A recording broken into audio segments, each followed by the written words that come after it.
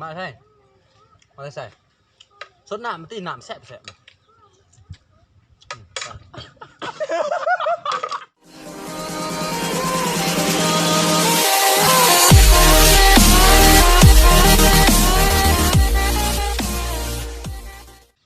สบายดีพี่น้องโอ้ยมื้อนี้จะมากินปลาหมึกพี่น้อง Oh no ปลาหมึกแบบลวกๆแน่3 คนมื้อนี้แจวส้มอุ้ยนี่ผักหอมผักยังกระถินผักบัวยังว่าใหญ่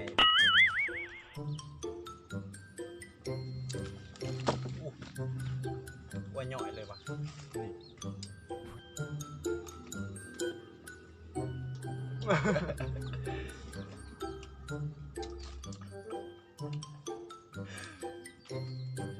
ไปกันมา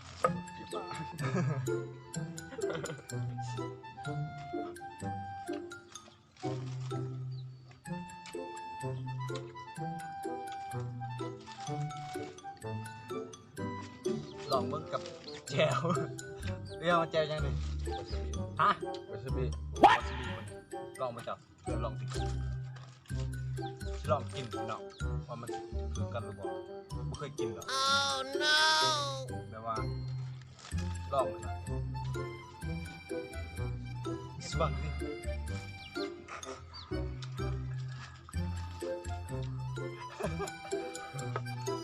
ใส่นิดนึงไม่ใส่หลาย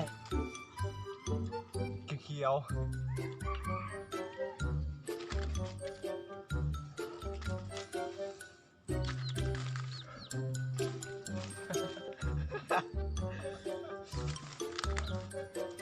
โอ้ผักเลยพวกกินอยู่ลองไม่มาเสือ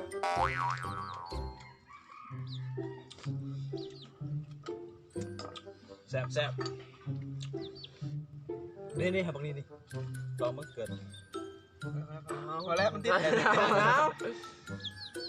เด็ดบีบเลยล่ะเด็ดดินี่ก็ได้พอแล้วนะโอ้ยเบอร์ชินาดิแล้วมังไก่เลยให้เป็นชินาเลยไอ้ขับเกิดร่องวาซาบิ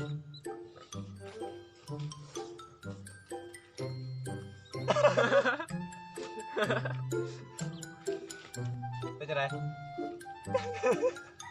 แซ่บไปสิ สายยับเข้ามาเกาะนี่ล่ะ ยังใส่ทางวันเลย ไม่หรอกใช่ไหมที่สัน ใส่อะไรบ้างทางวัน เรื่องจิกตอนสัน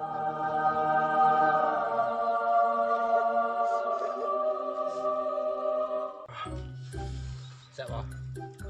ตายหน่อยเลยบีบใส่อีกเนาะใส่เนาะแซ่บแต่ว่าแซ่บปะใส่อีกใส่อีกพี่น้องเราสิได้ลายแน่บัดนี้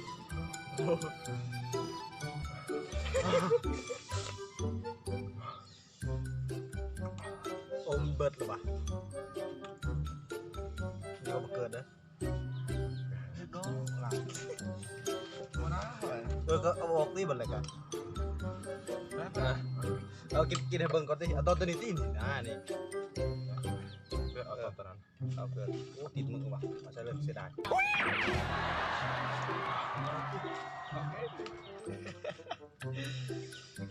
เอากินให้เบิ่งนะนี่แก้วก็เฮีย เฮียนี่นะ เฮียใส่ไหม ใส่ไหมนั่นมันเฮียดิ ใส่ไหมมันเฮียไปให้เห็นดิ เห็นจะไปไก่ดิ เขาไปไก่เกี่ยวเขาไปไก่เกี่ยว เอาเบิ่งหัน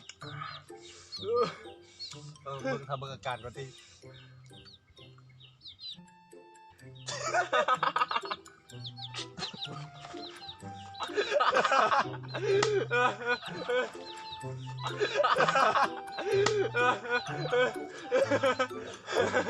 สีหนาเอาลงทั้งโลกที่เบิ่งสีหนาน่ะ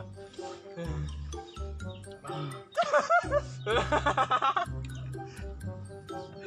อันนี้กินดิ ตลอดตะเบิกอากาศก็ดิออกอากาศหรอ ออกแล้วออกมังยาเนี่ยอาจารย์ ที่ว่าปฏิ พี่เจ้าเอาบ้าตายเลยพี่เจ้าบ้า พอที่ว่ามันลายเลย เอาเลยนะเอาอีก พอแล้วมันลายผม บ้าเอาเบิ้งคนหน้าแก่คนหน้าแก่ เศร้าที่ว่ามันลายเลยอุ้ยใต้เลย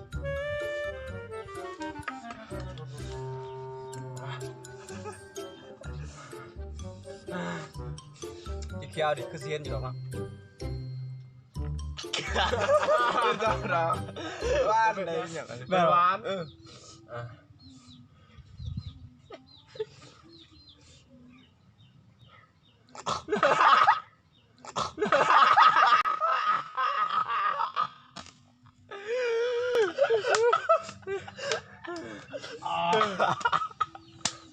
จะขอแบบนี้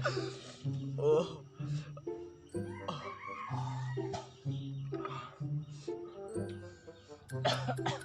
โอ้ทางนี้ ไอ้อีกทีม ไทยตีโอ้ มีแล้วใช่ไหมใช่ไหม มีแล้วเมื่อเราออก โอ้กินหมกเหยาะเองน้องเอ้ยบุญมีแล้วมันเบิดเลย โว้ย มาแล้วสำคัญเนาะเนาะ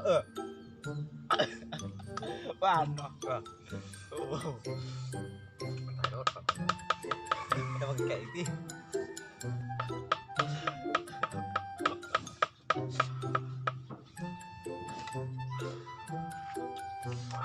กินโซ่กิ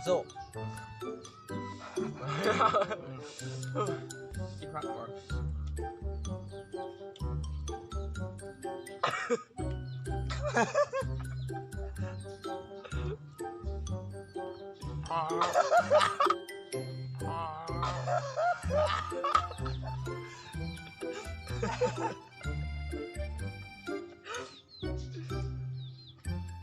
ขังกัน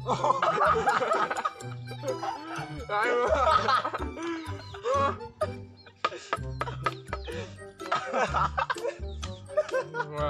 ไก่กอกแล้วมึงอะโอ้น้ำตาจนหย่อโอ้น้ำตาออก บ้าออกแล้วเพื่อน ตาดิตัวนี้มันมีกฎเด่นนี่นะนั่งซองตอนพี่น้องแบบเสียดแบบบางทีเสียดเสียนหมูเนาะบอกมันกินเด้อจะได้ให้มันกินเด้อเขาสิให้หมูไปเอิญหมูอีกคนหนึ่งมาเล่นเกมในงานแบบว่าเขาเสียดเส้นมันนะมาเล่นเกมไลน์มันมากินแกวาซาบินี่แบบเขาใส่ลายๆโหลดแบบว่ายังเหลือตอนปลาหมึกตอนเดียวคือบอกว่าหมดแห้งไปเอิญไปได้มาเซียนบ่วะเป็นอะไรมาพี่เอ้ามาแล้วนี่กินปลาหมึกซอยเลยนี่นี่เหลือตอนเดียวมันมีสั่งดอกกินผักกินผักก็ได้กินบ่เบิดนี่กระบัก3 คนมาใช่มาใส่สดน้ำมันตีน้ำแซ่บ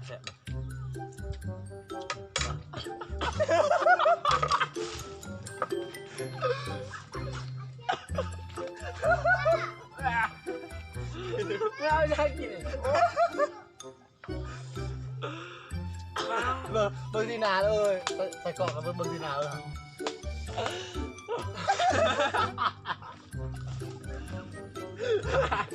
โอ้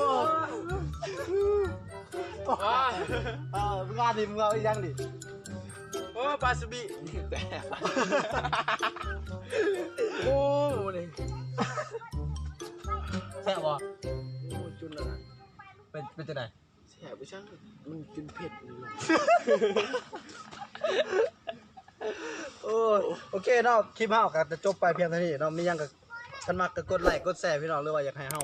ทีมงานเฮ็ดคลิปอีหยังต่อไปก็คอมเมนต์ได้เนาะเฮาจะเฮ็ดคลิปตลกให้